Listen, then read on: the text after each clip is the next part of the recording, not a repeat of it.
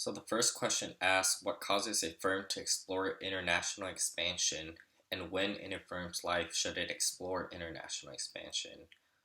So a firm will want to explore international expansion when they want to reach out to a wider market or if they see no more potential where they're at. Firm will only do this when they see that there's a potential market that they can reach out to in order to create greater profits and gain a bigger customer base. Another reason why a firm will want to explore international expansion is the competition in that industry causes too much pressure for the firm, which will cause them to look out to new markets to see if they can strive in those different markets.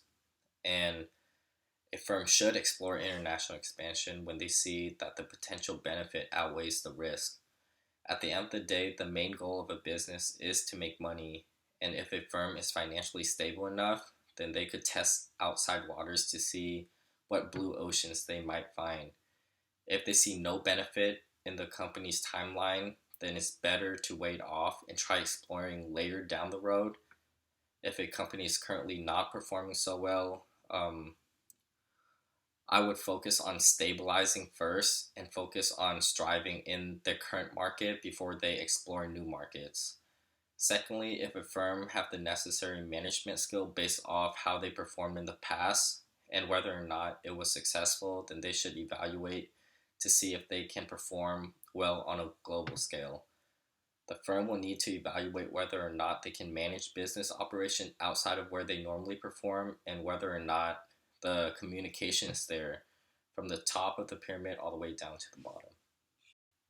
All right, moving on to the next question. It asks which of the four commentators offer the most persuasive recommendation for data clears problem.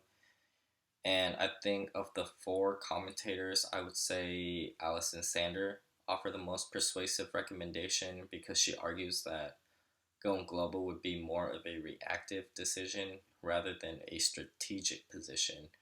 And I agree with what she points out that building a successful global strategy would require a closer look at the cost estimate.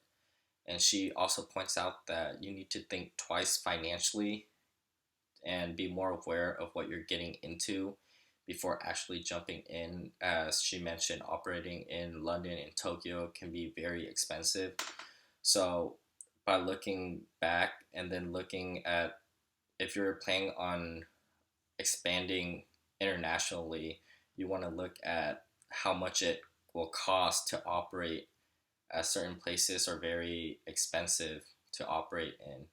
And sometimes it's not worth the cost. And she also points out how many companies went looking at all their options, and there are other options when considering going global. Going global doesn't necessarily mean that you will gain a lot of profits. It's all about strategic positioning that allows for a firm to thrive in whatever the market they are in. And she mentions how the best run companies take on a step by step approach to global expansion, and she couldn't be more right.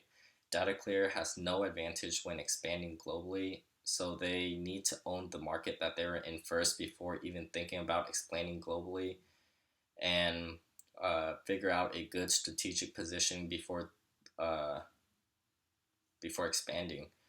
And to me, Allison points out a lot of facts and reasoning that stood out to me and makes more sense to me compared to all the other commentators. And therefore, I would say she offers the most persuasive recommendation for DataClear's problem.